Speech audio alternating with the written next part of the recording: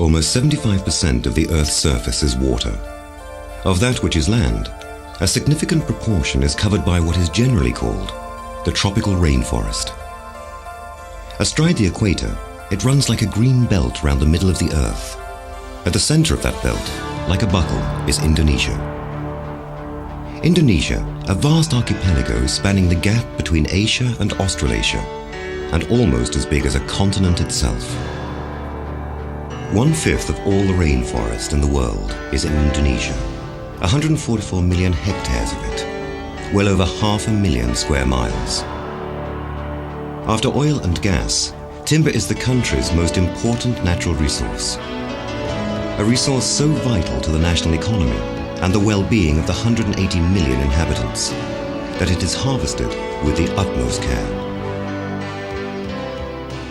At the forefront of those who farm the forest is Kalimanis. Kalimanis, a group of companies which is in every sense a growing concern.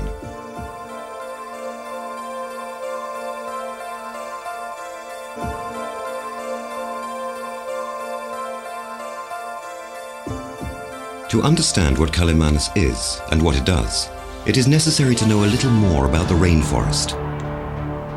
Above all, the sheer size of it. To cross the Indonesian rainforest from west to east is to travel as far as it is from San Francisco to New York and beyond into the Atlantic.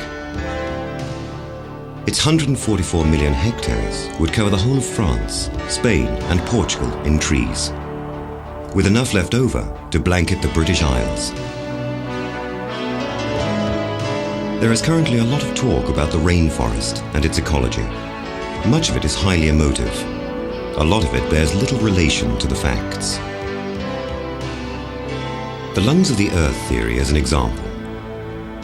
When a tree is fully mature, it begins to die. It stops converting carbon dioxide into oxygen and begins to do the reverse. Growing trees are what help to produce the air we breathe. Kalimanis plant 42 million of them each year.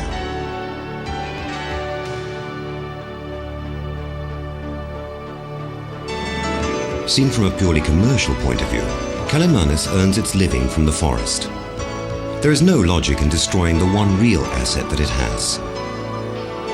A company which is prepared to invest over $1 billion in timber processing mills like these is unlikely to create a situation where they are forced to stand idle for lack of the one raw material they were built to process. Come down to earth and see what really happens.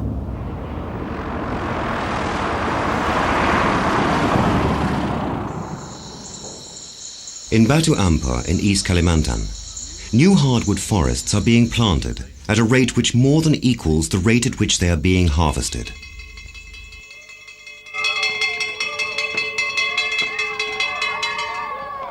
The necessary manpower comes, in part, from a government initiative called transmigration. One of the village teachers can explain. Under the transmigration scheme, volunteers from heavily overcrowded parts of Indonesia are invited to resettle in specially built villages like this.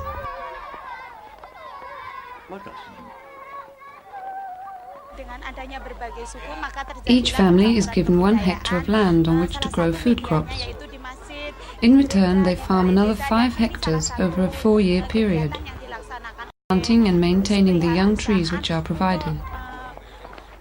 The head of the family also earns a wage from Kalimanis for reforestation work. At present, we have 300 families here, 1,500 people from 13 different ethnic groups, all living together quite happily. Hardwood logs of over 50 centimeters in diameter, selectively harvested from the deeper forest, come to the log yard where the bark is removed. They then go down the slipway into the river.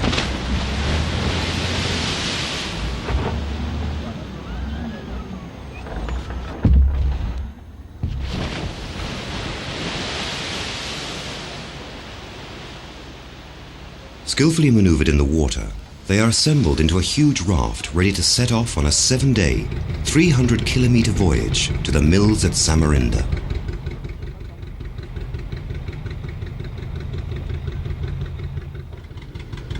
Like the logs, most of the employees of those mills also come to work by water. These Venetians of the Far East, 6,000 of them in total, come and go each day by company boat.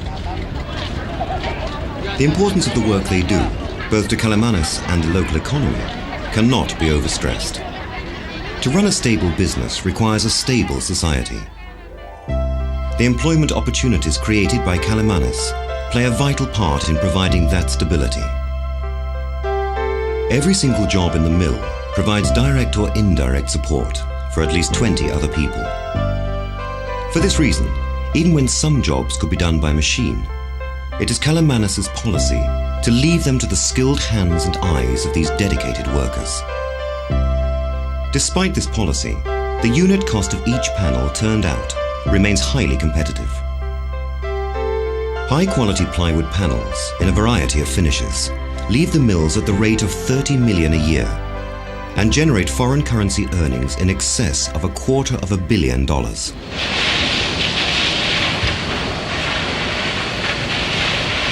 In 1985, the Indonesian government wisely banned the export of raw logs. Later it went further by decreeing that no sawn timber would leave the country until it had been given added value by some form of secondary processing. As a result, Indonesia now supplies 80% of world demand for hardwood panel products. Kalimanis had, to some extent, anticipated these regulations by being among the first to appreciate the potential for various sorts of timber-based products.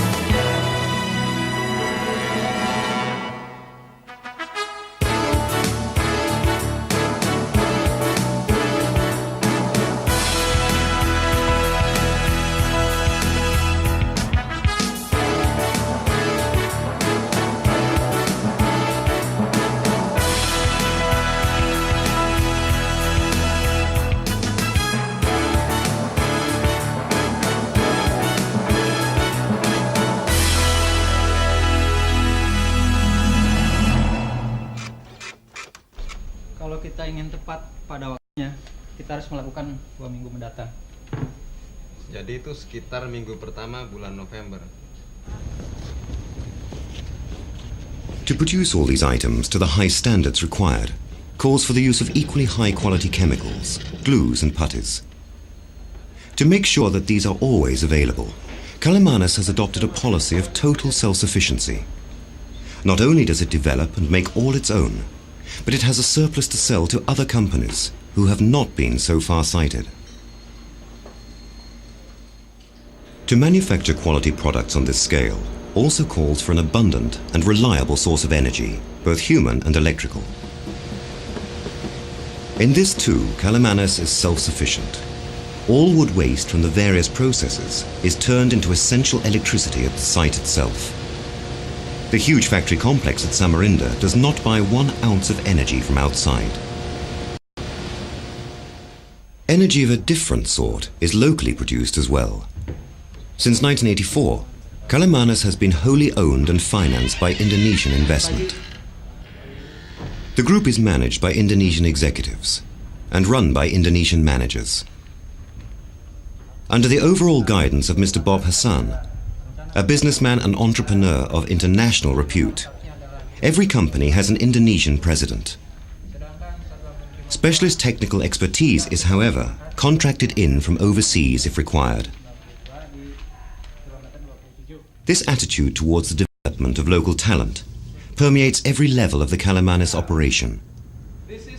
Language classes like this acknowledge the importance of being able to communicate effectively in overseas markets. The Mahakam River runs through the Samarinda enterprise like an essential artery.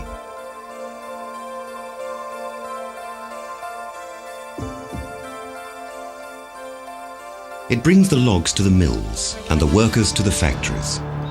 It also takes the finished products to the sea and the world markets which lie beyond. There was a time when all timber from East Kalimantan came to Jakarta by boogie schooner. Some of it still does. Except for the ever-present tourists, the wharfs at Sunda Kelapa look much as they must have done 200 years ago.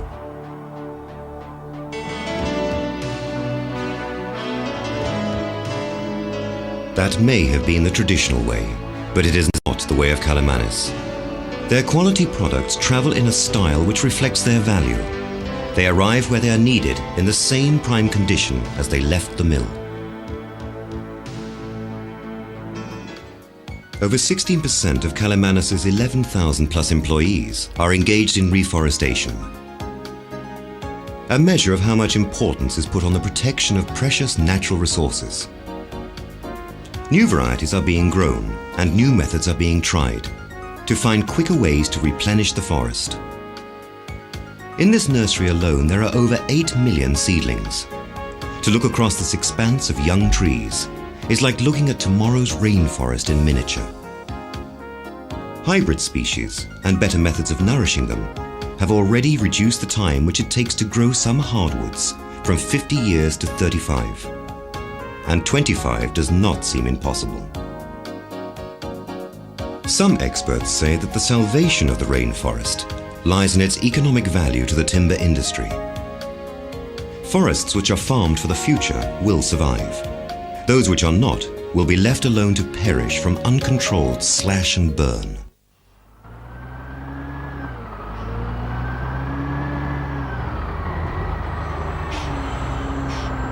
Kalimanis' softwood concessions are mostly in Aceh, in northern Sumatra, some 70,000 hectares, mostly of Makusi pine.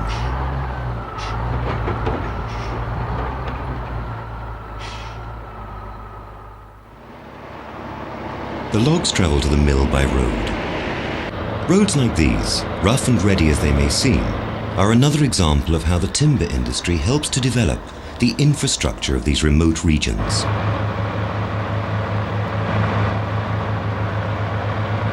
Kalimanis builds roads at the rate of 400 kilometers a year.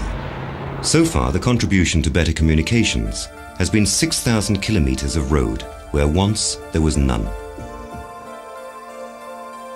The logs travel to the pulp and paper mill at Loksamawi. It is as advanced of its kind as any in the world. Run on what is called a fully encapsulated system, it is effectively pollution-free. The air remains pure and water effluent is treated so carefully that it returns to the sea cleaner than when it was first piped from the river.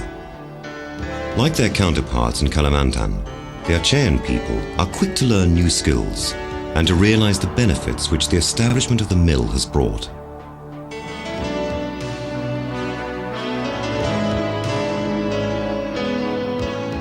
Before the mill was built, this village with its modern amenities did not exist.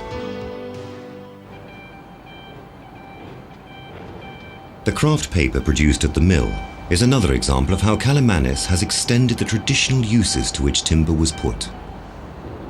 Until it was able to turn out 120,000 tons of paper a year, every cement sack in Indonesia had to be imported.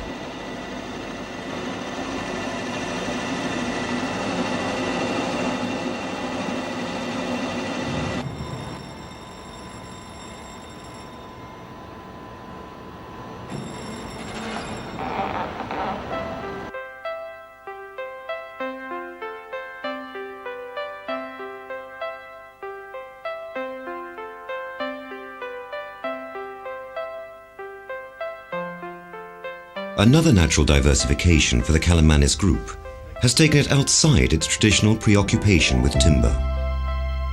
Producing what are known generically as oil primary cementing products, a small but growing company produces the centralizers, which are used to ensure the correct alignment of oil and gas pipes as they come to the surface. All the products meet American Petroleum Institute standards.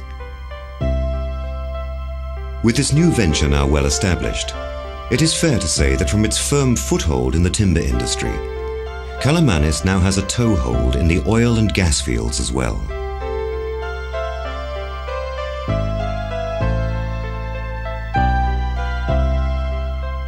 Toeholds of a more literal sort are needed to harvest rattan. Rattan is a vine-like palm which wraps itself parasitically around the bigger forest trees.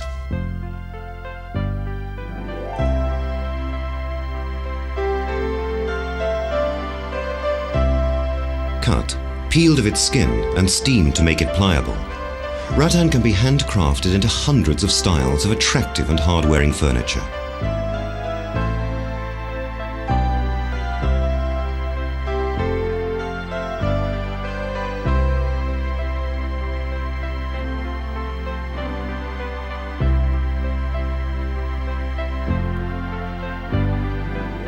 Rattan furniture is not a new idea, but brought up to date by Kalimanis, it is enjoying a new popularity in hotels and homes throughout the world.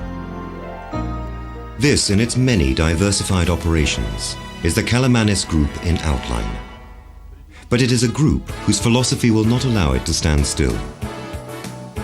Already there is a major project in place for another pulp and paper mill at Tanjung Redeb in East Kalimantan. The finance is arranged and the contracts out to tender for a mill which will be the largest and most modern in Southeast Asia. Along with the new port and airfield, which will be built to service it, this venture will bring great benefits to Kalimanis and to both the local and national economy. Tanjung Redeb will not be the last Kalimanis venture to bring such benefits. With sales distribution throughout the world, the Kalimanis Group is growing all the time.